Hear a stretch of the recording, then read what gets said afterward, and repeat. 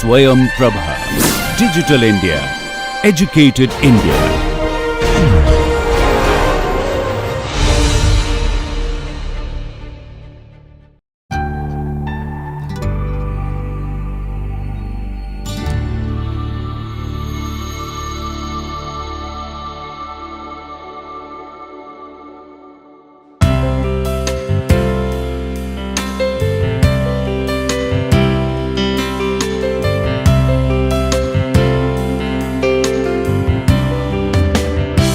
Hi friends, now we will discuss on the topic direct liquefaction of coal. In the previous class we have discussed on gasification of coal, and we have seen that coal is gasified to produce syngas, and that syngas can be used for different downstream application. One application was FT synthesis, that is the Fischer-Tropsch synthesis, through which we can get different types of liquid fuels. So, that liquid fuel production from the coal was an indirect route, and this is important, the production of liquid from the coal, because we can use liquid fuel more easily in different engines, and if we want to produce it through this indirect route, then obviously it is involving number of steps, conversion steps. So, more the steps, lesser the efficiency, overall efficiency of the process. So, people thought if the coal can be converted directly to liquid, and in the introductory class we have seen that coal contains different aromatic rings, a chain of aromatic rings we have seen like this, very bigger, it is very complex structure, that is why it is solid and less reactive. It is not that high reactive, we have to heat it at higher temperature, then only there will be some combustion. At lower temperature there will be no combustion, unlike say plant materials. So, that is why it is solid. Now, and here also we know that carbon concentration is also very high with respect to hydrogen.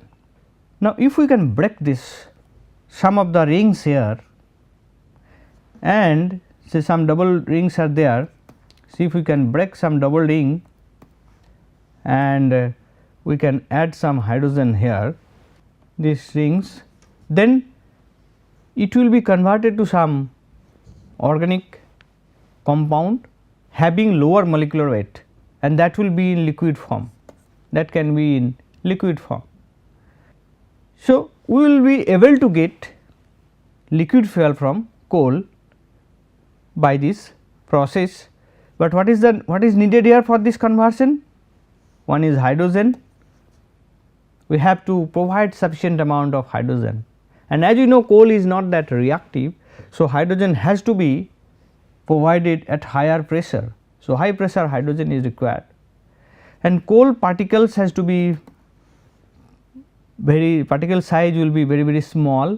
The very small particles will be made slurry in some solvent, and then solvent coal slurry, obviously more solvent is required, and then hydrogen at high pressure, that will be giving us this conversion, that may give us this conversion. And if we can use some catalyst, the rate of the reaction can also be improved. So, that way directly coal can be converted to liquid, and as you have discussed that this technology was developed many years ago in Germany in lab scale or small scale production, but for commercial scale production very recently the plant has come in China. So, we will discuss here, and our content is direct liquefaction process, and then properties of coal derived liquids, then types of direct coal liquefaction, that is single stage direct liquefaction process or two stage direct liquefaction process, and then we will see the benefits of direct liquefaction process and direct liquefaction challenges. Now, we see in direct liquefaction process different coals are converted to coal liquid. It can may be lignite or brown coal, it may be subbituminous, it may be bituminous coal. Very interesting here, lower the quality of coal, more easy to convert it into liquid fuel, and you see here anthracite is not shown. So, when we are getting the coal liquid, we compare the heating value with respect to these different types of coals, this is much higher than this. So, energy intensity is increased in the liquid fuel, that is one advantage, and we see here we need hydrogenation step, we need hydrogen and catalyst, we need high temperature and pressure. So, these are the requirement for the direct liquefaction of coal. Here any type of coal can be used, there is no limitation of its quality, but preferably lower quality coals can be used, and then we will get gas oil, gasoline and kerosene. So, this is the overall process for direct liquefaction of coal. So, it is accomplished under high temperature, that is around 400 or more than 400 degree centigrade and 102 to 204 atmospheric pressure, very high pressure it takes. So, what will be happening? Just we have discussed, the coal is fragmented, the complex structure is broken down and it is fragmented, and then hydrogen addition takes place. So, we will be getting some coal liquid, that coal liquid may be requiring for further upgradation, that is obviously for hydrogenation, that we are going to discuss. So, now we are having coal, this coal we are getting coal fragments, and this is what is the process? The dissolution, hydrocracking and hydrotreating, heat, pressure and catalyst. So, coal slurry formation, then application of heat and pressure, may be catalyst or may not be catalyst. So, that will be getting coal fragments. Then coal fragments will be having some oil part and some also solid part it will be having. So, that solid part is called pre-asphaltenes or asphaltenes, that is having high molecular weight. Then what we will do with this? Another step we can go for hydrocracking, catalytic hydrocracking. So, we can get more oils from this asphaltenes part also, and then further hydrotreating will give us transportation fuel. So, hydrogen addition may not be in a single step, it may be stepwise. So, we can increase the hydrogen concentration in the liquid and it will be more usable form in transportation fuels. Now, properties of coal derived liquids, we see this table shows us the properties, that is density, viscosity, potential aromatic percentage, sulfur, nitrogen, Cetane number, flash point, solidification point, coal filter plugging point and oxidation sludge. So, it is also given. So, naphtha which is generated from the coal liquid and diesel, these two properties are shown here, and this table we can see that the comparison of some properties with say, and we can get the Cetane number here. So, Cetane number we can have diesel around 50, here we are getting say 46.7. So, relatively lower than that, but as the coal liquid is coming from the coal which is having very complex aromatic structure. So, aromatic compound in coal liquid will be more. So, octane number will be higher in case of that, but Cetane number is not that higher with respect to the petrodiesel. So, direct coal liquid naphtha can be used to make very high octane gasoline component. So, that is one advantage of this or the positive point of this, or in terms of the quality of the coal liquid, coal derived gasoline. And DCl distillate is a poor diesel, because this value, that Cetane number is lower than that of the petrodiesel. and raw DCl liquids still contains sulfur, nitrogen, oxygen, possibly metals also, and so we need to upgrade this for the removal of these components from the coal derived liquid for its effective application. Now, we will see what are the different steps through which the liquid fuel can be produced from the coal. So, we have one single stage direct coal liquefaction or double stage direct coal liquefaction. So, the single stage, that means gives distillates via one primary reactor, and double stage gives distillates products via two reactor stages in series. So, coal dissolution in first stage operated either without a catalyst or with only a low activity disposable catalyst. So, in case of single stage reactors, there are some technologies like SRC2 and then exon donor solvent, EDS and H coal. And for double stage, we are having integrated two stage liquefaction ITSL and catalytic multi stage liquefaction CMSL. Now, we will see SRC2, that is solvent refined coal liquefaction, solvent refined coal liquefaction. So, we will be using solvent only, no catalyst will be used in this case. So, we are using coal here crushed and grinded very small particles, then we have to make a slurry. So, I need some solvent. So, where from we will get the solvent? It will be coming from the process which is generated in the process. This is heavy distillate, it is recycled back and it is creating this slurry. So, when this slurry is coming, I need hydrogen. So, hydrogen we may get from the gasification process using again some amount of coal here, and this hydrogen is coming here, or we can get the hydrogen here also which is produced in this process.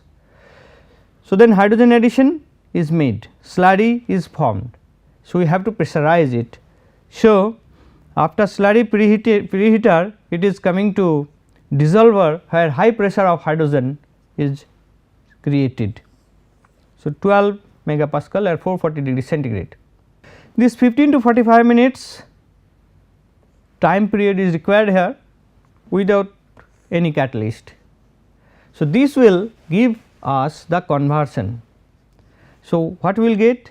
We will be having the mixture now, we will be having vapor liquid separation where the vapor, the hydrogen which we have added, they can be recovered, and we are also after gas separation we will get the fuel gas, and solid part will come here, then it is coming slurry light liquid separation at 1 megapascal and 290 degree centigrade. So, we are getting light distillate naphtha and then again filter, then residue. So, this residue is your solid part. So, this is again used in the gasifier for the hydrogen production, and this liquid part from this filter it will be having the heavy liquid. So, that heavy liquid will be distilled or heating and vacuum distillation, then it will give us heavy distillate fuel oil, and wash solvent will be coming as a vapor and that can be recycled, and this it will give us SRC coal, that is solvent refined coal, that the rest part which is remaining.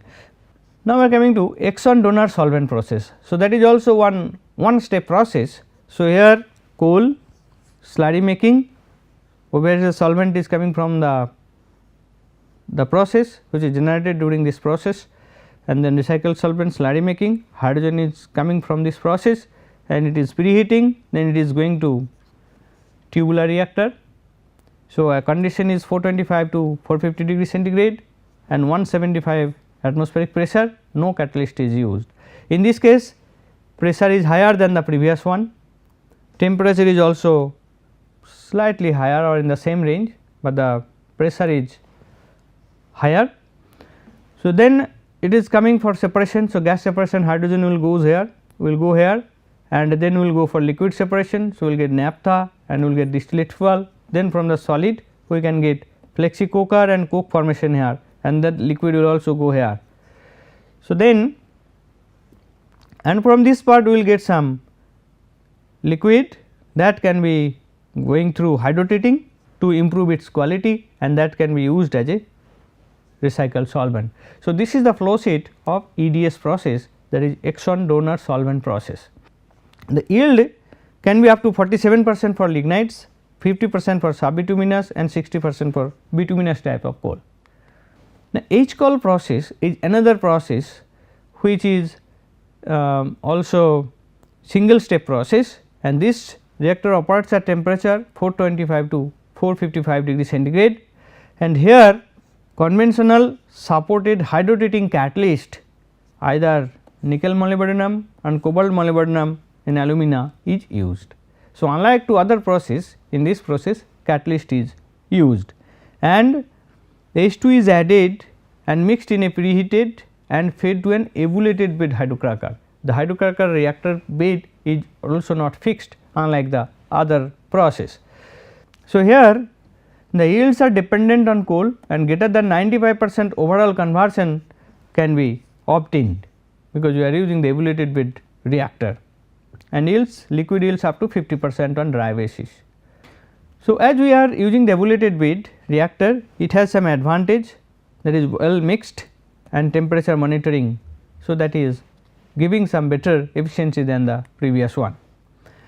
And then HCOL process, this is derived, it is developed by HRI, Hydrocarbon Research Incorporation, and currently Hydrocarbon Technologies HTI USA, and in this case ebullited bed reactor is used. So, pulverized coal, recycled liquid, hydrogen and catalyst are brought together in the reactor to convert coal into hydrocarbon liquids and gaseous products. Just we have discussed these things, and similar way this also takes place, and particle size is minus 60 mesh, and temperature 345 to 370, and this is 445 to 455 degree centigrade, and up to 200 bar pressure, and catalyst is cobalt molybdenum and alumina. So, this is one technology which is used for the direct coal liquefaction.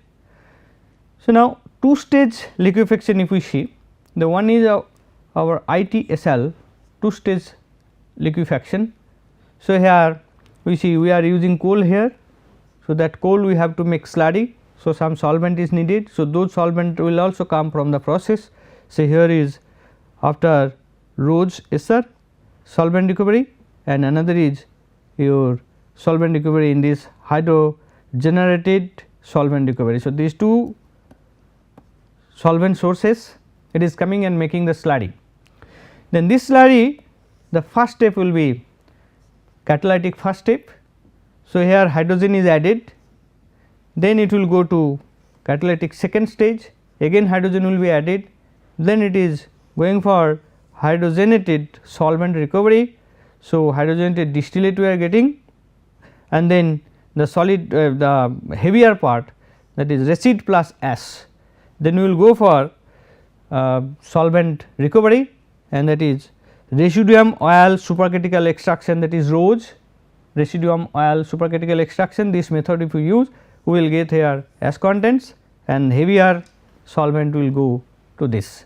So, this is the flow sheet of this two stage liquefaction process. Here we can get 170 atmospheric pressure, and here 343 to 412 degree centigrade for the first step, and the second step 432 to 440 degree centigrade. Now, CTSL process, that is also two stage process. So, it is ebullited bed reactor in both the stages. In the first stage 400 to 400 degree centigrade, second stage 435 to 440 degree centigrade. The lower first stage temperature provides better overall management of hydrogen, and also it is 200 bar. So, what is the difference between these and previous one? The nickel molybdenum catalyst NiMO on alumina, and CTSL process produces liquid product yield with low heteroatom concentration and high H by C ratio, hydrogen by carbon ratio. The product is closer to petroleum. Another is HTI coal process. So, HTI coal process again two stage process. So, the difference is that this uses their proprietary catalyst, a dispersed nanoscale iron based catalyst. So, in the CTSL process we had nickel molybdenum and alumina catalyst. Now, HTI coal process we are having GATCAT TM catalyst, that is nanoscale iron based catalyst, that is the most important difference. And coal slurry prepared by mixing pulverized coal and catalyst with process derived recycled solvent is fed in the reactor 435 to 460 degree centigrade. In the first stage obviously the breaking of the coal structure, and the second stage is for liquefaction, and then this process is used at China Sinhua project in 2008, that is having the capacity of 3.5 million metric ton of coal producing with 1 MMT of oil. This is the Sinhua DCL project flow sheet. So, you see coal is here, slurry preparation takes place, catalyst is added, solvent is coming from the process derived solvent. So, it is coming, and then this is going for liquefaction reactions, then separation, then hydrogen recovery, hydrogen will come and hydrogen recovery will get here.